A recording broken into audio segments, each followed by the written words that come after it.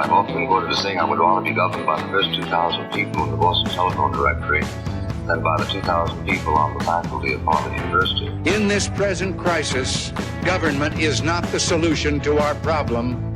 Government is the problem. They share our beliefs, our convictions, our hopes, and our dreams. These are the conservatives of the heart. They are our people. Join the best in the movement. It's Conservative Conversations with ISI, educating for liberty since 1953. Welcome back. You're listening to Conservative Conversations with Johnny and James. Today we are joined by Dr. Jeff Polet, political science professor at Hope College, fellow at the Russell Kirk Center, editor at the Front Porch Republic, and ISI honors professor. He doesn't care too much for movies, but thinks that the music of Gustav Mahler is as close as human beings get to expressing the ineffable, that God listens to Mozart in his spare time, and that Bach is history's greatest genius. Thank you for joining us, Jeff. I'm really happy to be here. Thank you.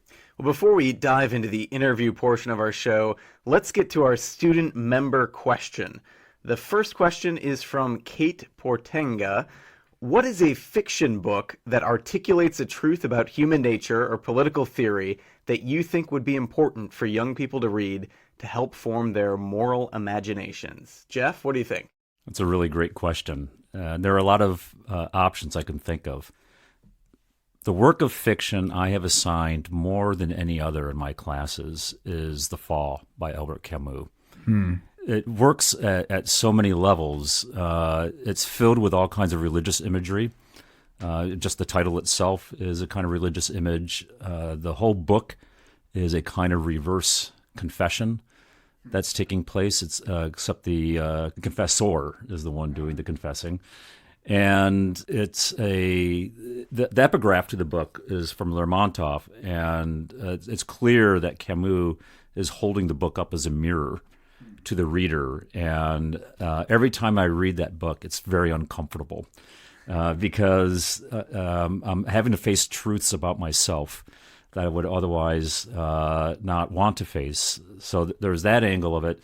And then the other part of it is that Camus is willing to honestly engage the most fundamental questions of human existence in that book, and particularly the issues of sin and grace. So it's a great book. You know, I think that that the books that sort of make you feel uncomfortable, right? Those are kind of the ones I think that often do show truth about human nature, as Kate asked. So James, what books make you feel uncomfortable? Oh, yeah. Well, I would say Graham Greene. A lot of his books are his Catholic novels.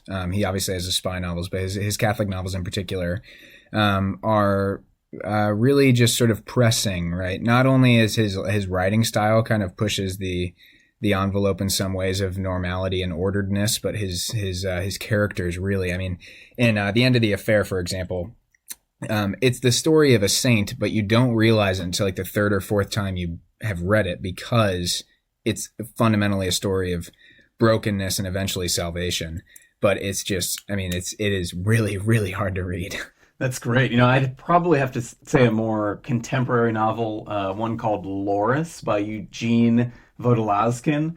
It's a Russian novel telling the story of a 15th century fool for Christ and a healer or doctor back in the day who basically leaves Russia to make a pilgrimage to Jerusalem and encounters his Western equivalent. He takes monastic vows along the way and makes a pilgrim to Jerusalem and then back to Russia. And it's sort of recounting his journey of going from a normal man who encounters, has a deep experience with sin and then goes on this healing journey. But if you're looking to re-enchant your world, that is the place I would start.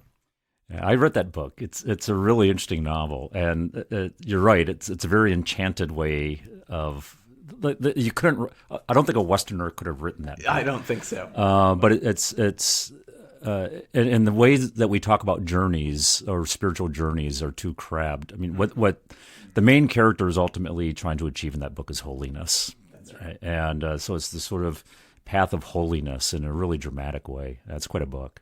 It's interesting that all the books that we mentioned in some way have some sort of religious aspect to them, and are really trying to get at the needs of the soul. That reminds me of what I heard about ISI is that staff members say when they first interview for the job, they think that all they'll talk about when working at ISI is politics, but at the end of the day, it's really theology that holds the conversation in the break room at ISI. That is certainly true. Great. Well, thanks so much for the question, Kate. And for our listeners, if you'd like to submit a question for the next episode, just leave a review of the show wherever you're listening and put a question in there, and we will select one for next time. So, Jeff, what are you reading these days? I've been rereading some Robert Nisbet Okay. For something that I'm working on. I've been reading Dostoevsky. Almost done with The Demons right now. Okay. So I've been reading that.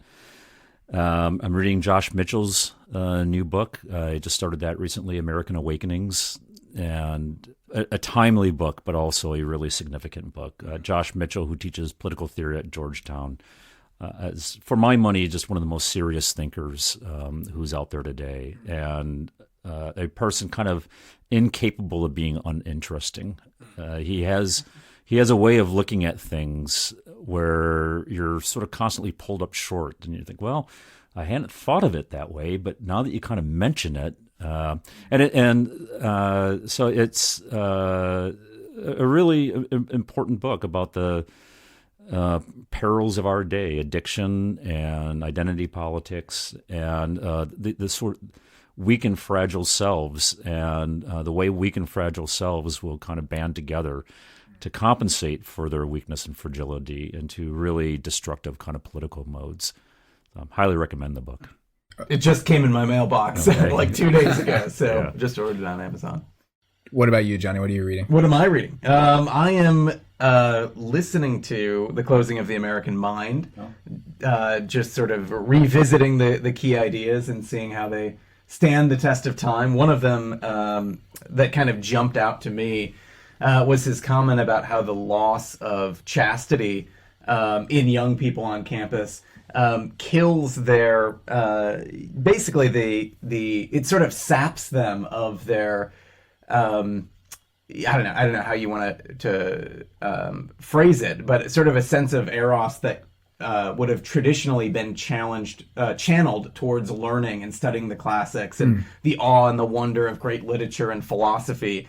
That if they happen to be living dissipated lives, those energies get spread out in many ways, but they're not directed towards the pursuit of learning. And learning from a traditional sense would have directed those desires towards more fitting and more beautiful ends for that stage in their development. So. It's one of the reasons why there have long been prohibitions against relationships between professors and students, because it confuses eros. Interesting. It redirects their eros to the agent of its awakening instead of the goal of its awakening, and it satisfies the desires of eros in a carnal way rather than in the sort of opening and awakening of the mind that's supposed to happen. So the professor is supposed to be like Beatrice, pointing somewhere right. higher. Yeah.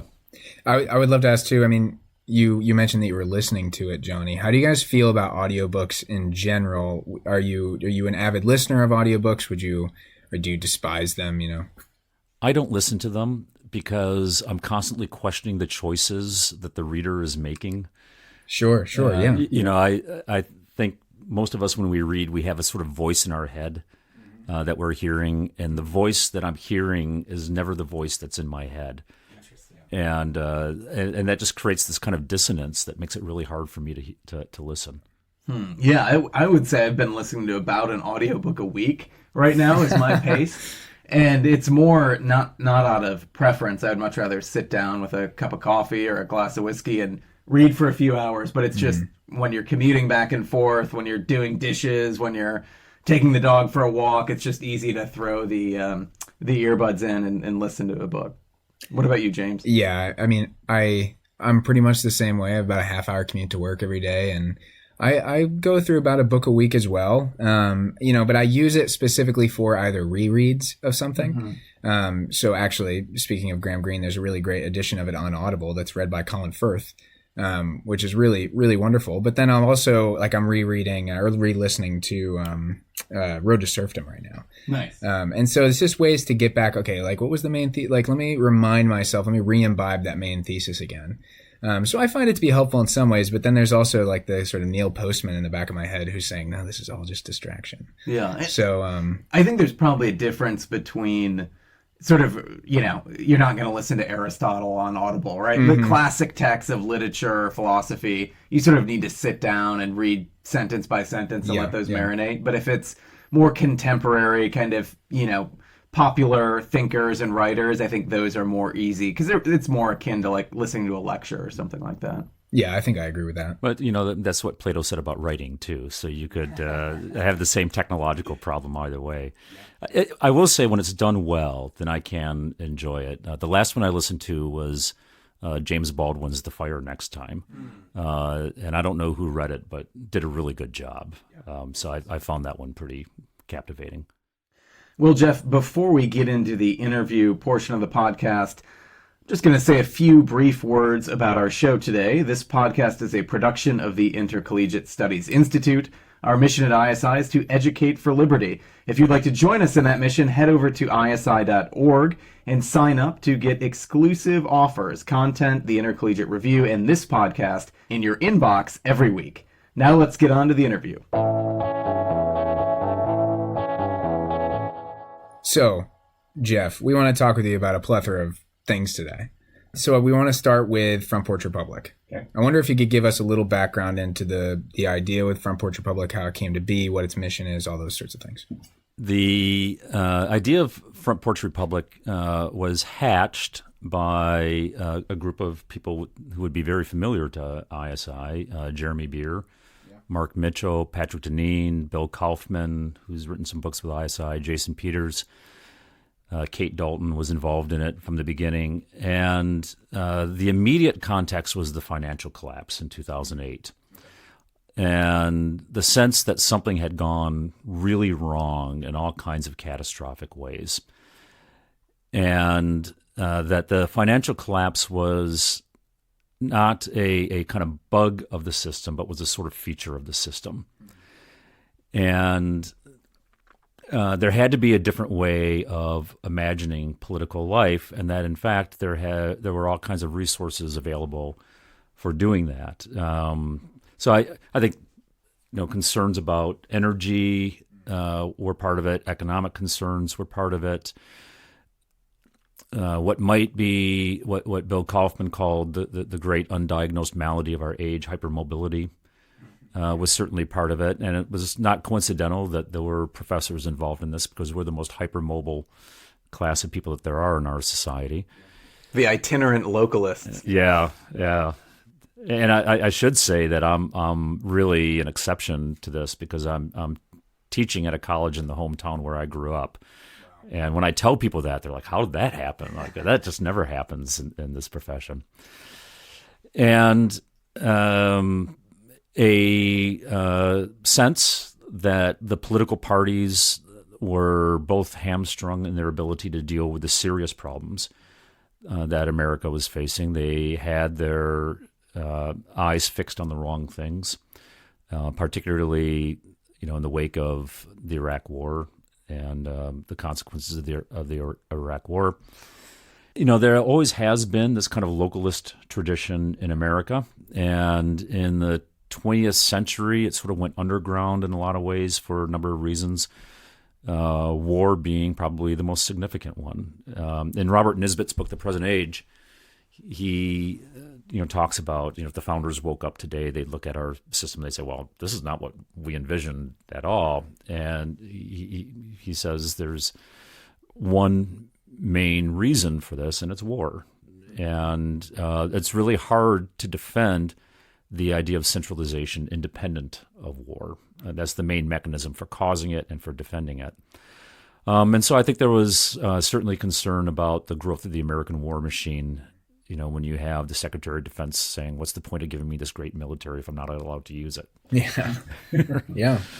So all these things kind of congealed. And like I said, the catalyst was the financial collapse. And those people got together and said there needs to be some sort of alternative organ out there which will celebrate the virtues of localism in our politics, moralizing our markets, to make them sound, truly free and fair and moral markets, and as a way of trying to tame or domesticate our politics, which had become too vicious.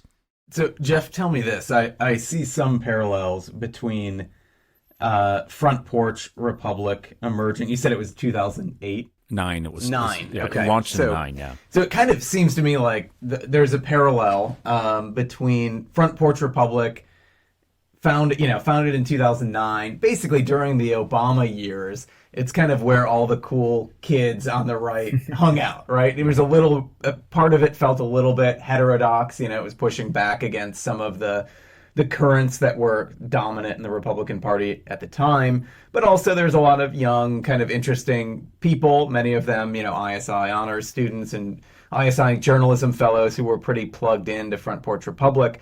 But after 2016 and the election of Trump, you also saw a flurry of new journals and organizations created. Julius Krein started American Affairs.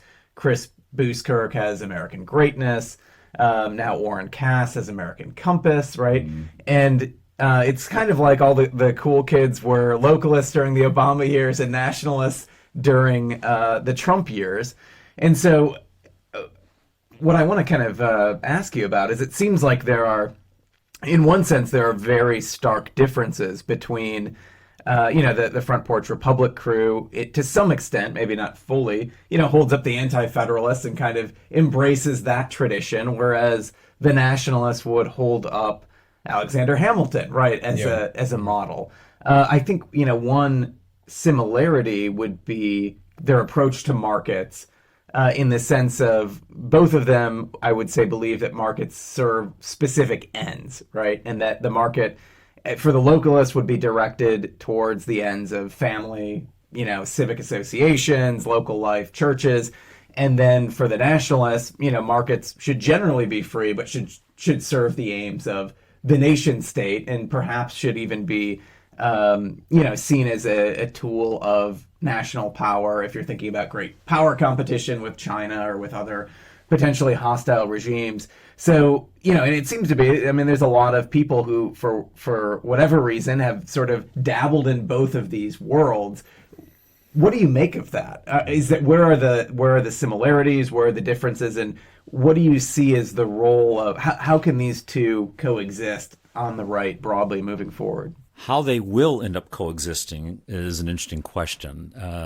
As you know, because ISI was sort of at the center of this in the 60s, the early 60s, there was the effort at Fusionism to kind of fuse together, traditional conservatism and libertarianism and so forth. The right in America is clearly pretty fractured right now in a number of ways, and so there is a sort of need in some ways for a new fusionism. What form that's going to take exactly, I'm not sure.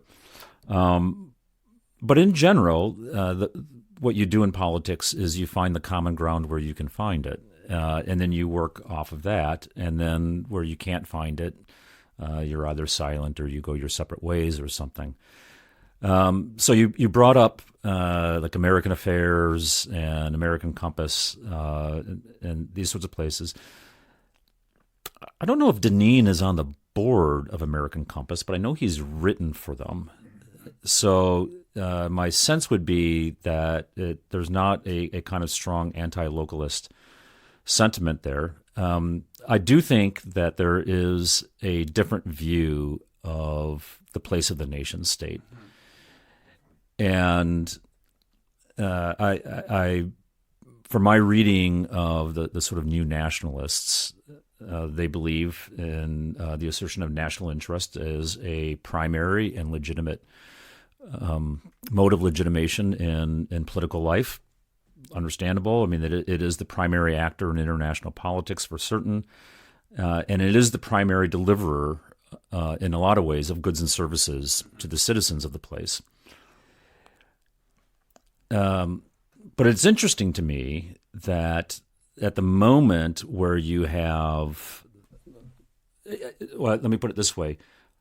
I think part of the reason why you have this new nationalism is resistance to the globalism that became prominent already in the Clinton years, but certainly was prominent in the Obama years, this globalist impulse.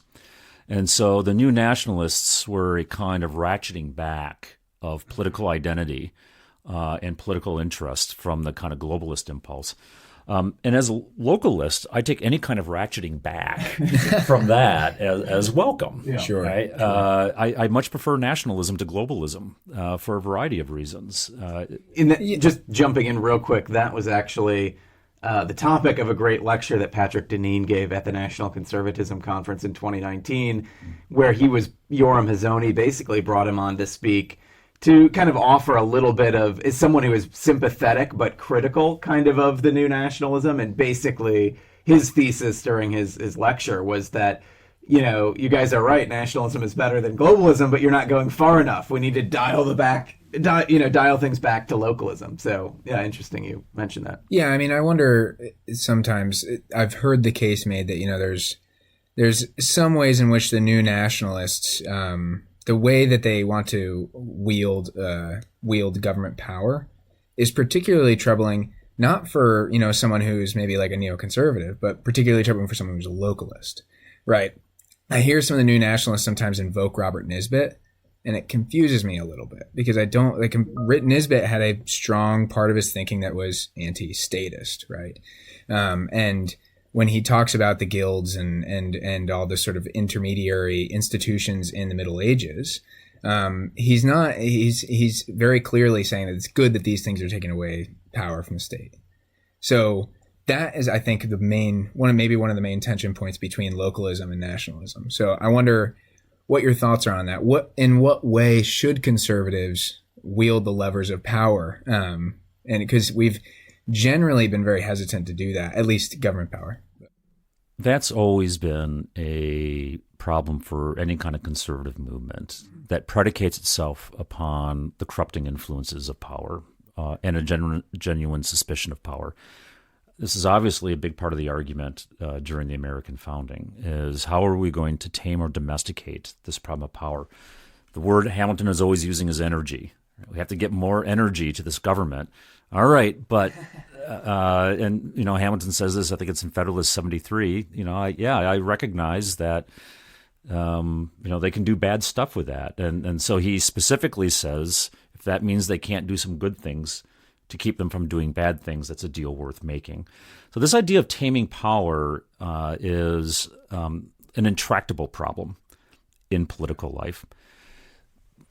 And certainly one way you can deal with the problem of power is institutionally, a tripartite division of government or something like that. But another way you deal with the problem of power is by dissipating it. And dissipating it has three salutary consequences. One is it gives people more opportunity to escape it, should it become abusive. Two, the sphere over which it will operate will be less consequential. It will have less scope of authority, and thus help mediating institutions and so forth. And third, it will simply be less tempting to people because power always brings with it ambition. And one of the problems when you start concentrating power in this fashion is it's going to draw to itself your most mendacious, your most ambitious people. And again, this is a problem that was widely acknowledged at the framing of the Constitution, and it's a problem that's only gotten worse. It's interesting to me that a lot of the progressive reforms in the 20th century did this kind of twin pincer effect, where it was centralizing power on the one hand and then democratizing the political process on the other hand. And it believed that democratizing the political process would be a kind of proper response to this problem of concentration. In fact, it's done the exact opposite. And so, part of, what's made the American presidency work when it did work was that it simply wasn't that attractive of a position. The early Supreme Court justice, nobody wanted to be a Supreme Court justice. They'd have to ride circuit and all this kind of stuff. It was a pain, right? But now, you start drawing the people. Cato complains about this in one of his letters. How it's going to kind of draw, this swamp in Washington. It's kind of draw your ambitious and your indigent and your rent seekers and things like that, and they are simply not going to be interested in either the common good or the particular good of any specific place, and that's going to lead to a really corrosive, corruptive politics, I think. So, Jeff, tell me this though. So, James brought up guilds, and I think one of the challenges, I guess for Nisbet, one of the benefits of guilds would be you have, besides the state, besides the church, besides you basically have another institution that is fighting for power, checking power within a society. So on the right, unions, right, have a bad, generally speaking, have a bad vibe. Like there's a lot of conservative movement institutions that exist primarily to bust up unions. What I think a challenge related to that is, in such a democratic society, what ends up happening is when you just bust them to smithereens, what happens is that those people then, just through the democratic process, go to the state and say, okay, state, institute a $15 minimum wage. And so all of the bargaining that would have gone on between citizens and their employers, which may have been to some extent inconvenient for the employers because they're kind of being held hostage by their workers, is now translated to the government. And I was talking to a local business owner who owns grocery stores here in Delaware, and he basically says, look, whatever the unions don't get from me in our negotiations, they simply go to the state capitol. They tell them we want X, Y, Z. The state capitol waves a wand and it's law, So how do you see, I don't know, what should so in one sense, if you have unions or guilds, right, it's less of a free market approach. But in another sense, it prevents the government in a sort of a democratic society from being from basically wielding more power and being directly involved in labor standards. So how do you think about guilds or unions or things like that? Yeah, that's a really complicated question. Let me take this kind of swipe at it. If you have a situation where people can use the government as the primary mechanism for getting their way, one effect of that is going to be a serious raising of the stakes of electoral politics, because electoral politics is now who's going to seize the levers that is going to force all the movement in society, because this is always part of the thing in politics. What are the dynamic forces in political life? If you start concentrating political power, all the powers of dynamism are in the government's hands. Whereas in a market-based sort of political economy, the primary mechanism of dynamism is in private hands, right? And that's obviously a more democratic kind of process.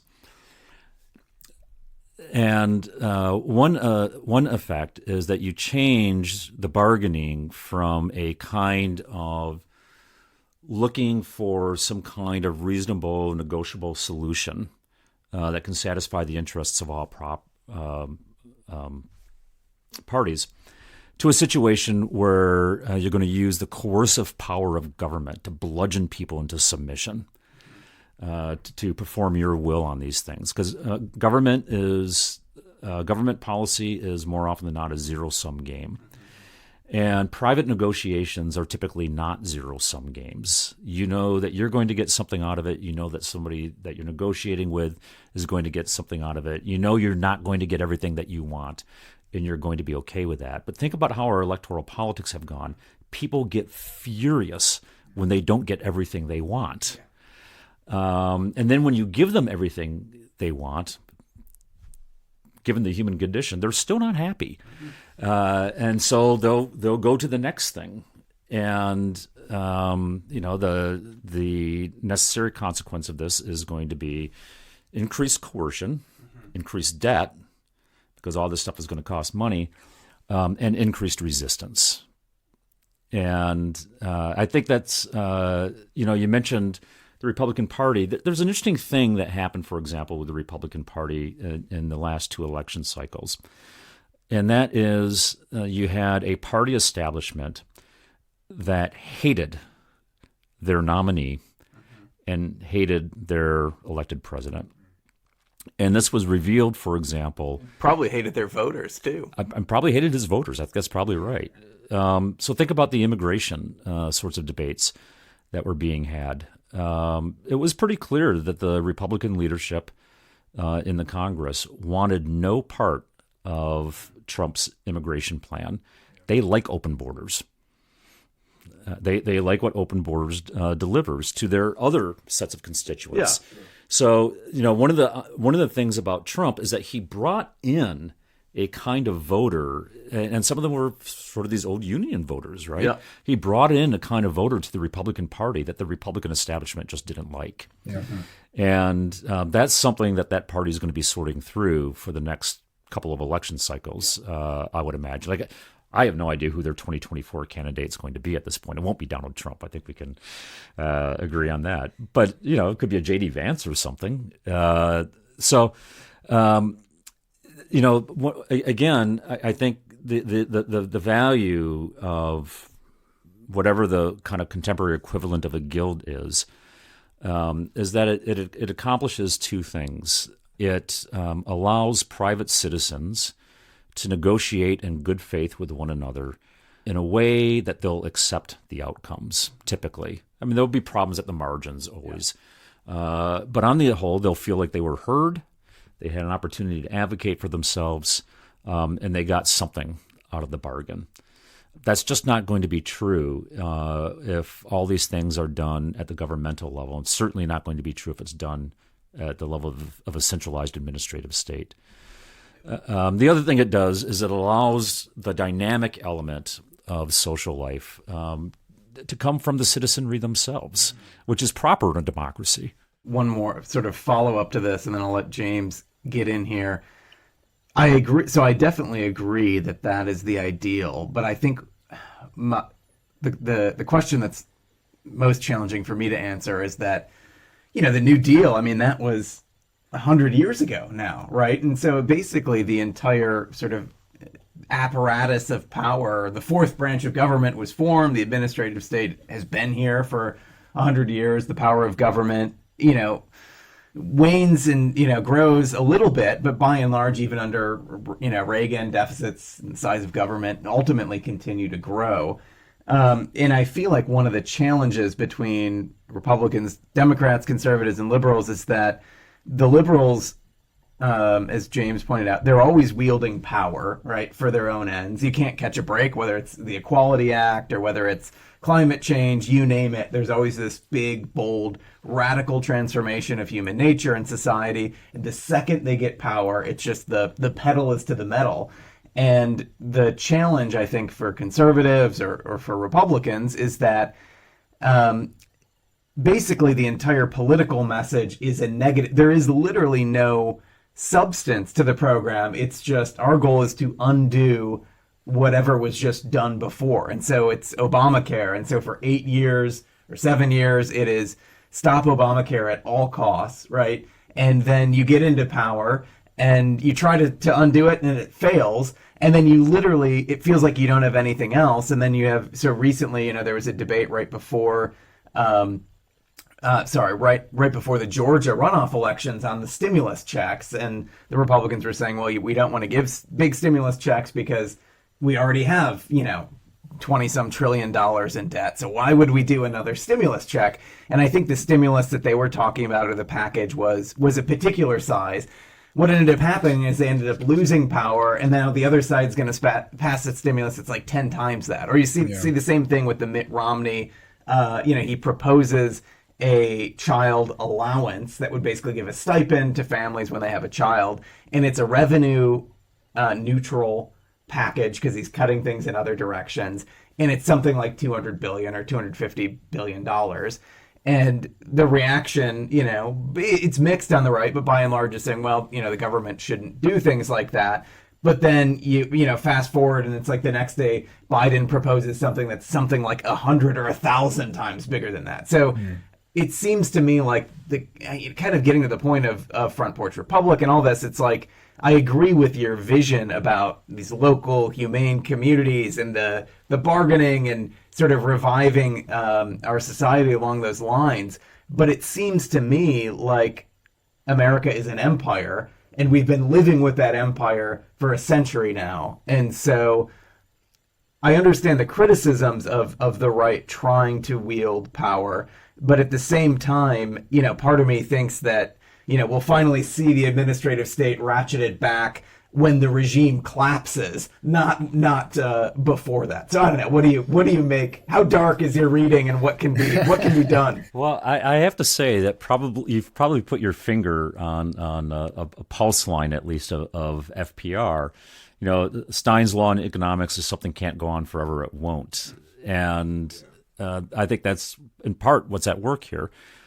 This thing can't go on forever, and the evidence for that is exactly what you were talking about, and that is, you know, when the Democrats go too far, the Republicans come along and say, hey, we need somebody to kind of pull back a little bit. And they never do, because it's virtually impossible to do so. Yeah, well, I mean, like Trump cut taxes, which you might have spurred some growth, but didn't cut spending. No. I mean, that, like, how does that, you know, and it's not like the taxes that were cut. I mean, the theory is, right, that taxes are cut and then the productivity and the investment increases and it generates even more taxes than not. But that didn't really end up happening. So the tax cut basically created more debt. Yeah. And so part of the challenge here, I think, is what kind of story are we going to tell about our constitutional system? And I think the story that we like to tell is a bottom-up story. You know, the Constitution was formed out of political institutions and bodies that were pre-existing the constitutional system, and you know, for a variety of reasons, they come together and they create this constitutional system. I think that the predominant mode, the imaginative mode that people are in, if you talk about politics or government, they think immediately about Washington, D.C. And so their kind of approach to politics is always a top-down approach to politics. That's the imaginative framework that they're operating with. And that's one of my criticisms of the new nationalism, is that that's their imaginative framework. And so they think this whole thing is going to work as long as you have the right people in charge of these things. Right? The American affairs people, they're not opposed to the administrative state. Yeah. Right? They rather love the administrative state. It's just the wrong people are in charge of it. Or Catholic integralists, they're not opposed to the administrative state. They just think the wrong people are in charge of it. And I think what you said is exactly right. And that is one of the lessons of the last century is the centralized administrative state has its own kind of built-in dynamic and logic because of the structure of the machinery itself. Yeah. As I said, it has become the dynamic element in society, and it really doesn't matter who's behind the wheel of the car. It's careening. And so I think our question at places like FPR, our sense is this is simply not sustainable. It's not sustainable from a political level. It's not sustainable from a cultural level. It's not sustainable from an economic level. It's not sustainable from an environmental level. And so you can deal with this in a couple of ways. One is you can kind of wait for the whole thing to collapse, and then what? Or you can say, well, it's going to collapse, and so what we need to do is to have resilient communities in place that can at least function when the centralized state fails. Or you can sit there and say, actually, if we can reimagine our politics in such a way that we can devolve these political problems and these economic problems and these environmental problems in different ways, right, and attack them from different sides, you can actually perhaps prevent the collapse from happening. This is, I think, a question that's on the forefront of students' minds, especially. I remember when we were at the honors conference in September, the students were particularly interested in this question of, is it sort of, are we headed downhill? You know what I mean? Or can we salvage something here? So it'll be I think it will take a lot of work of, cultural renewal. But speaking of cultural renewal, so you're also a fellow with the Russell Kirk Center. Mm-hmm. And I wanted to ask you a little bit about how you first came into contact with Kirk's work, the sort of effect it has had on your intellectual life, and we'll go from there. Yeah, this is an interesting question. I grew up in Michigan, which is, of course, Kirk's home. And I went to college about an hour from Mecosta, where the Kirk Center is. Never heard of him when I was in college. And to this day, it kind of burns me a little bit that none of my professors made any kind of effort, because Kirk was still alive at that time. And I actually would have had the opportunity to meet him.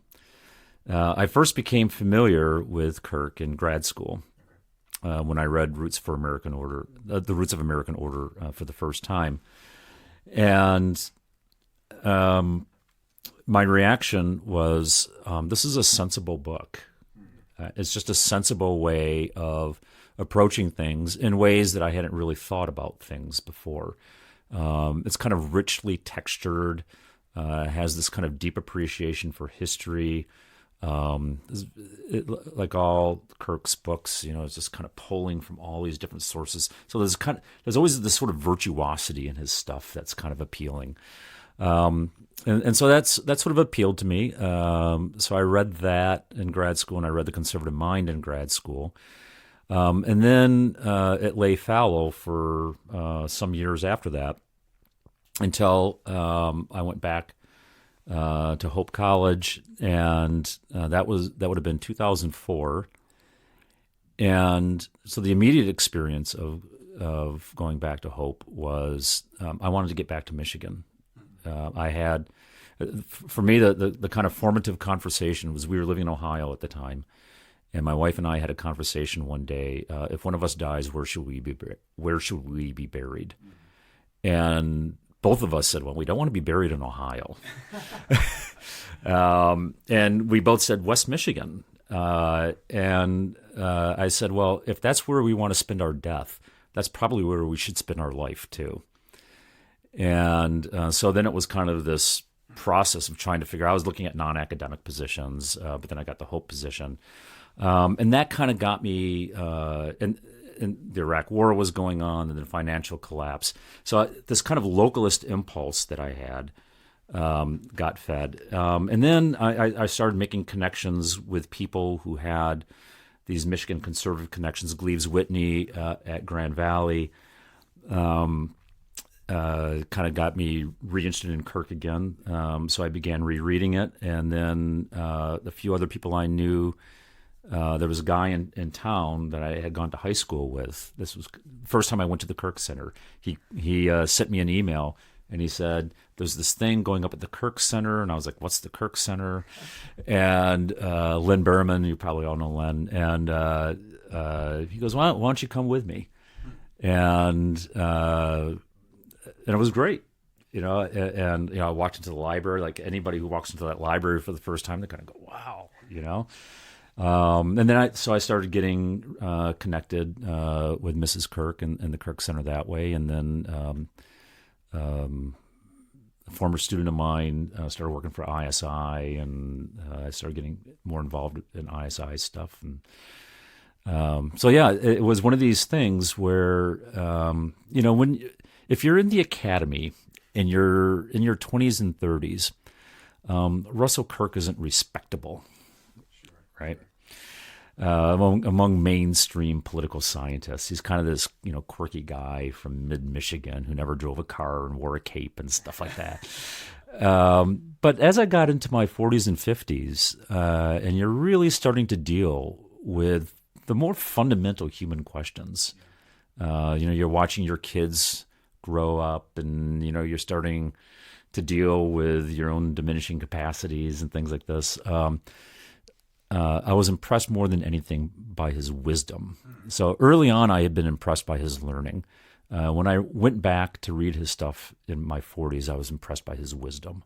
I mean, I think it's fair to say that in a lot of ways, Kirk also was a localist.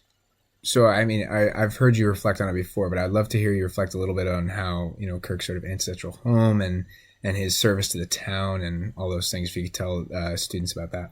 Yeah, it's a pretty amazing story. When he published The Conservative Mind, which was his doctoral dissertation, he grew up in Plymouth, Michigan.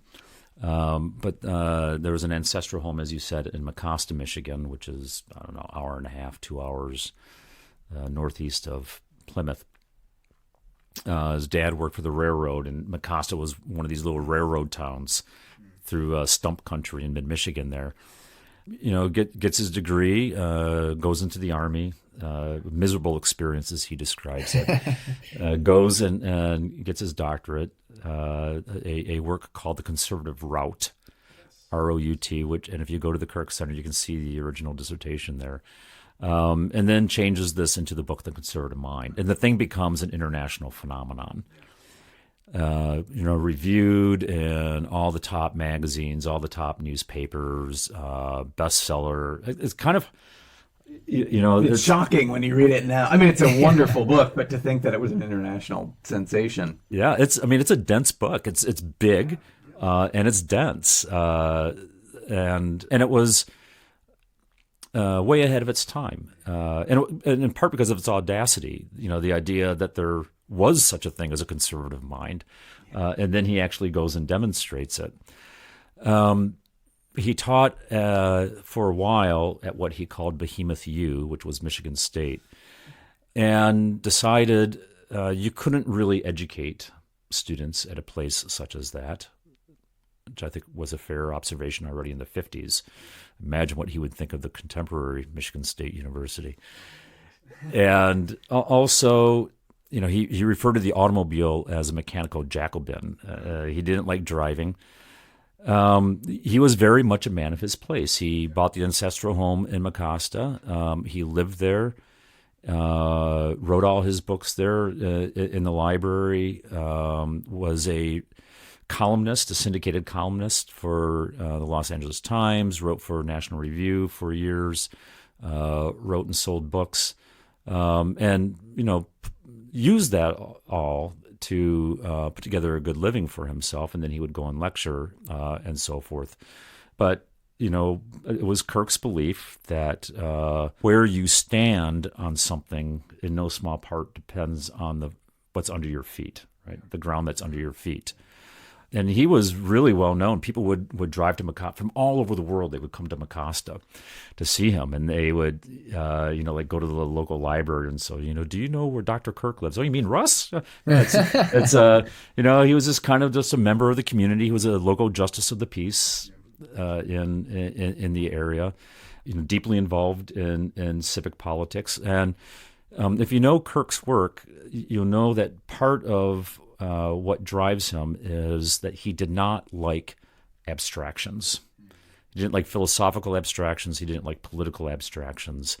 So when you're talking about things being concrete, and that meant something to him. It had to be real. It had to be tangible. It had to be something that you were actually engaged in a very concrete fashion. And so he lived there until his death. And the place still stands. Another thing we wanted to talk to you a little bit about today was your recent Modern Age article. For those of you who don't know, Modern Age is a quarterly journal of conservative ideas that ISI publishes.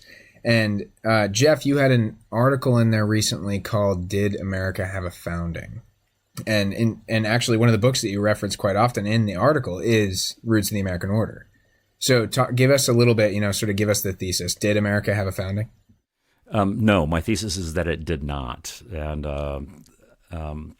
the immediate context for writing that essay was my wife was studying to be an American citizen. And we were in the car one day, and she's going through the citizenship exam questions. And one of the questions is, what year was America founded? And so she says, what year was America founded? And I kind of went, huh. And I had, a dozen different answers pop into my head. And I thought, well, that's kind of interesting, that I can't just readily, I know I'm supposed to say 1776, but I'm not convinced that's true. Yeah. And, and then if you read around, they're pointing back to the Glorious Revolution a lot. You could actually make a plausible case for 1688 as the date of the American founding. So that was one thing. Is that the same thesis that Kirk makes, or would you differentiate your thesis from his roots thesis? Yeah, so the second thing was specifically related to Roots of American Order. And I was rereading the book and with my student book club. And at the end of the book, there's a 13-page chronology of Western liberty. And it starts, it's really fun to read. It starts around 2500 BC, and it ends in 1866. That's amazing. With the publication of Erastus Brownson's The American Republic. Okay. And then you look at the dates in there, and you go, "Oh, this is really interesting." And it's so part of that is, things like, the Glorious Revolution, the Articles of Confederation, the Treaty of Paris, the Constitutional Convention, ratification. Those are all just other dates in there. And so, one thing is it kind of flattens out that moment in some ways. But the other thing it does is it shows you something that is a central part of Kirk's thesis, and that is America was not invented de novo. It is the inheritor of a long, laborious historical process. And so in that book, he identifies 4 cities that were kind of the background cities, and that's kind of a useful sort of thing. But the chronology goes to ancient Egypt and all this sort of stuff.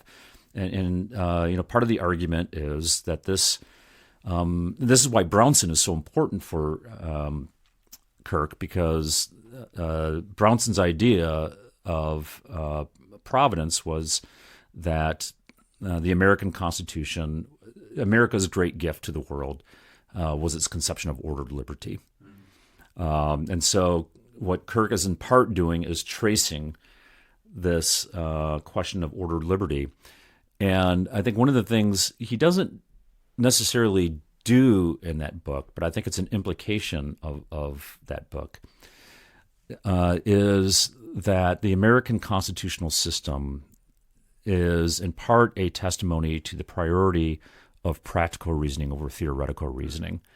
Right? It's not a heavily theoretical document. There's hardly any theory in it at all. In fact, behind it, I suppose. But the theory that's behind it are the kind of lessons of practical reason, of experience, of trial and error. And in some sense, that's deeply conservative. Yeah, very much so. And so, that chronology just sort of struck me. So then I kind of started stitching stuff together, and then the New York Times did me a huge favor. They published the 1619 Project. Yeah. And this is the real founding of America. I'm like, well, okay, so that's an interesting way to think about founding. Then maybe the problem is that we think that the only way we can think about America is in terms of it having some sort of founding. One of the questions that we asked, we always ask a number of different questions on the honors application every year. And so I've been reading those this week. And one of the questions we asked was, did America have a liberal founding or a conservative founding? And, whether or not you want to toss that word founding out there and sort of put in, what was the word that you use in the constituting? Yeah, constituting. Thank you. Maybe you want to say, is America's constituting conservative or liberal? How would you respond to that? How would you engage with that question? Well, these are, of course, fraught terms. Yeah. And so what the word conservative means in 2021 is certainly different than what the word conservative would have meant in 1787. And the word liberal, as we know, has all kinds of potential confusions about it. I will say that I've had students who have applied over the years to the honors conference. They always get tripped up by that question. I'll usually get a knock on my door saying, I'm not sure I know what the question means. So I'll kind of walk them through it a little bit. But I think the question is in part an indication of what I regard as the problem, and that is, do we take this particular moment in time as a sort of fixed entity? And, so it exists in a kind of vacuum, sort of outside of past and future. And the reason why some people might say, well, no, it was a conservative founding, is because they're concerned about this sort of living constitutionalism, where, in American progressivism and so forth, the thing has been so gutted of any authority that you're kind of sitting there at some point saying, well, why even have the document at all? Like when Nancy Pelosi, that's not a serious question. On the other hand, right, people who have maybe a more liberal understanding of the Constitution might say something like, well, if conservatives had their way, we never would have had a civil rights movement. We never would have had the New Deal, and obviously these good things that got done with all this, and so the only way that you could really understand it is as a founding. The 1619 Project is a sort of interesting example of how present concerns shape our interpretations of the past. And it's pretty clear that for reasons that are intellectually dishonest at virtually every level, Hannah Jones was engaged in a project to delegitimize the entire American system. And once you tear the whole edifice down, then of course who's going to be left standing when that's all over? So, and so that kind of made me think maybe there's a sort of problem in the metaphor itself, because the idea of a founding can have different sorts of meanings. One of my jobs in college was working in a foundry, interestingly enough. So we're casting metal, right? You heat up metal to, these high temperatures, you pour them into a mold, and you're casting metal. Well, that's a kind of founding that you're engaged. You're taking all these different elements and you're recasting them into a new form. So that might be one way that you think about it, but that was not how it was being thought about in 1787. The closest, to the degree they thought of themselves as engaged in a founding at all, and there's very little evidence that they did. They thought of it as just there are some foundations that we need to build this government upon. Fascinating. Great. Well, thanks so much, Jeff. And thanks for joining us today. I think we're about out of time. But would encourage our listeners to, pick up a copy of Modern Age and read Jeff Polet's wonderful essay, and two, to be on the lookout for our upcoming episode with Conservative Book of the Year Award winner Yuval Levin of AEI, and also another bonus episode with New York Times columnist Ross Douthat. Thanks for listening to Conservative Conversations with ISI. If you've enjoyed this podcast, please feel free to head over to isi.org/resources to see all of the other things that we offer our members, including the Intercollegiate Review, select Modern Age articles, ISI books, and of course, this podcast. Thanks again for listening, and we will see you next time on Conservative Conversations with ISI.